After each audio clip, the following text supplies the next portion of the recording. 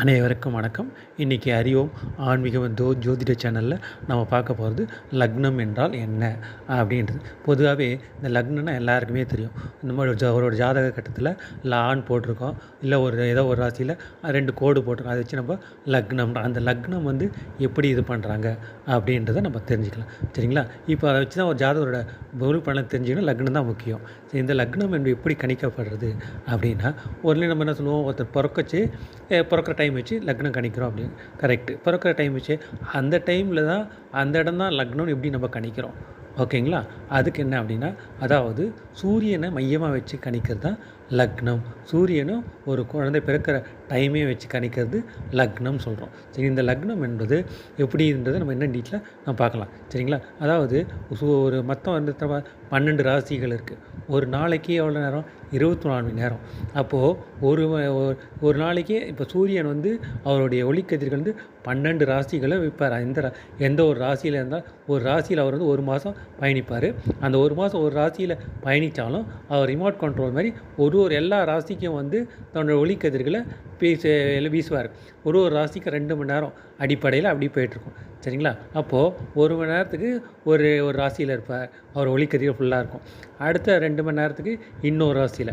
உதாரணத்துக்கு இப்போ இந்த மாதம்னா இது உங்களுக்கு வைகாசி மாதம் இன்றைக்கி பிறந்துச்சு. சரிங்களா? இந்த வைகாசி மாதத்தில் ரிஷப ராசியில் சூரியன் இருப்பார். இப்போ இந்த வைகாசி மாதம் ஃபுல்லாகவே சூரியன் ரிஷப ராசியிலேருந்து தான் சஞ்சாரம் செய்வார்.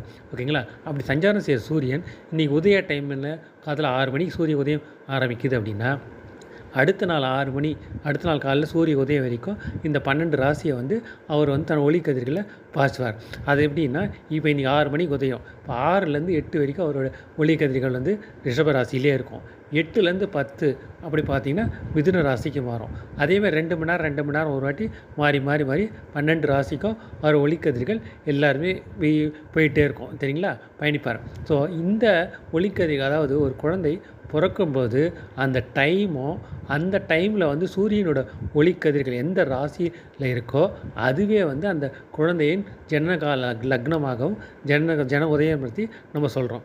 சரிங்களா? இந்த லக்னம் என்பது அதை வச்சு தான் நம்ம லக்னம் கணிக்கிறோம். ஸோ ஆத்மக்காரகான சூரியன் தான் அதுக்கு முக்கியத்துவமாக இருக்கார். சூரியன் அதே மாதிரி இந்த லக்னம் என்பது அந்த ஒரு மாதம் நம்ம பிறக்கிற லக்னம்னு சொல்கிறோம் இல்லைங்களா? அந்த ஒரு மாதம் பிறக்கிற ஒரு லக்னத்துக்கு அதே லக்ன பலன்கள் ஒருத்தருக்கும் எல்லாருக்கும் ஒரே மாதிரி லக்ன பலன்கள் வராது. அது ஒரு நாளைக்கு ஒவ்வொருத்தருக்கும் மாறிக்கிட்டே இருக்கும். இது எப்படி அப்படின்னா, இப்போ சூரியன் ஒரு ராசியில் 30 நாட்கள் இருக்காருன்னு வச்சுக்கோம். சரிங்களா? அப்போது 1 மணி நேரத்துக்கு நம்ம ஒரு சூரியன் ஒளிக்கதிர்கள் ஒரு ராசிக்கு 2 மணி நேரம்னு நம்ம பார்த்தோம்.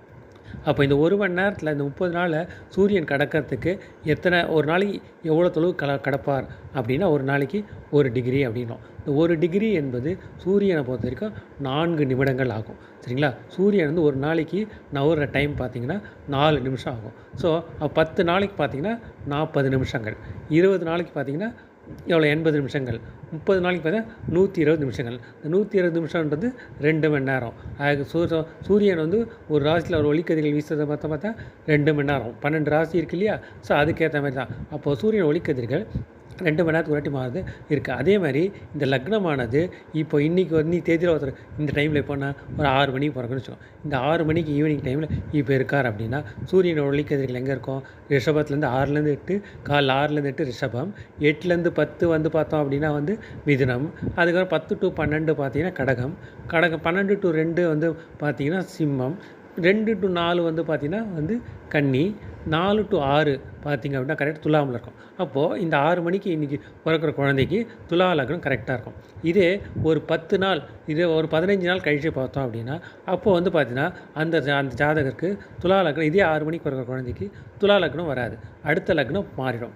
அது எப்படி அப்படின்னா, சூரியன் ஒரு நாளைக்கு ஒரு 4 நிமிஷம் கிராஸ் பண்ணுறா சொல்கிறோம். அப்போ 15 நாளைக்கு எவ்வளோ நிமிஷம் காமிச்சார்? 60 நிமிஷம். அப்போது 1 மணி நேரம் அவர் கிராஸ் பண்ணிட்டார். அப்போது சூரிய உதயம் அன்றைக்கி 6 மணிக்கு இருக்குன்னா 6லேருந்து 8ன்றது 2 மணி நேரம்னு சொன்னோம் இல்லைங்களா? அந்த 2 மணி நேரம் அந்த ராசியில் இருக்க மாட்டார். 1 மணி நேரம் தான் அந்த ராசியில் இருப்பார், ஒளிக்கதிர்கள் இருக்கும். அடுத்த 6லேருந்து 7 வரைக்கும் தான் ரிஷபத்தில் இருப்பார். அதுக்கு அடுத்தது அவர் 7 மணிக்கு பார்த்திங்கன்னா அவர் ஒளிக்கதிர்கள் அந்த இதுக்கு போயிடும், மிதுனத்துக்கு போயிடும். அப்போ 7 to 9 மிதுனம் வருது. அப்போது 9 to 11 பார்த்தோம் அப்படின்னா இது வரும் உங்களுக்கு கடகம் வரும். 11 to 1 பார்த்தோன்னா சிம்மம், 1 to 3 பார்த்தோன்னா கன்னி, 3 to 5 பார்த்தோம் அப்படின்னா துலாம், இப்போ 5 to 7 பார்த்தோன்னா கரெக்டாக எங்கே வருது விருச்சிகம். அப்போது இந்த 6 மணிக்கு பிறக்கிற டைமு இன்றைக்கி முதல் நாளுக்கும் 15ஆம் தேதி கழித்து பிறக்கிறதுக்கும் லக்னங்கள் அதே டைம் தான், பட் லக்னங்கள் வேறுபடுது இல்லையா. இதுதான் வந்து இந்த இடத்துல வந்து நம்ம லக்னம் நம்ம கணிக்கிறத சொல்கிறோம். இது சிம்பிளாக புரிஞ்சுக்கிறதுக்காக இந்த லக்னம்னா என்னன்னு சொல்கிறோம். இந்த லக்னத்தை அடிப்படையாக வச்சு தான் வந்து எல்லாமே ஒரு ஜாதகத்தை சொல்கிறேன்னா ஃபஸ்ட்டு என்ன கேட்போம், லக்னம் தான் கேட்போம். இந்த பஞ்சங்கங்களையே ஒருத்தருடைய பலன்கள் எப்படி சொல்கிறோம், பஞ்சங்கங்கள் வச்சு சொல்கிறோம். இந்த பிரபஞ்சத்தையும் ஒரு மனிதனை இயக்கிறது அங்கங்கள் இருக்கும்போது அந்த அங்கங்கள் இயக்க உதவப்பது யார், இந்த லக்னம் என்ற 1ஆம் இடம். இதை வச்சு தானே நம்ம சொல்கிறோம். இப்போ இந்த டைமில் பிறந்திருக்காருன்றதை டைம் குறித்து இந்த லக்னன்ற குறிக்கி தான் இதை வச்சு இந்த ஜாதகர் எப்படி இருப்பார், இல்லை வாழ்க்கை எப்படி இருக்கும், இது என்னென்ன நன்மைகள் கிடைப்பா, இதெல்லாம் இது பண்ணுறோம். அப்போது இந்த பஞ்சங்கள் இயக்க உதவுது யார், இந்த லக்னம். அப்போது இந்த லக்னத்துக்கு எவ்வளோ முக்கியத்துவம் கொடுக்கணும், அதில் இன்னொரு சூட்சமும் இருக்குது. அந்த இடத்துக்கு ஏன் லக்னம் பேர் வச்சாங்கன்றதை அடுத்த பதிவில் நம்ம இதில் தொடர்ச்சியாக நம்ம பார்க்கலாம். நன்றி, வணக்கம்.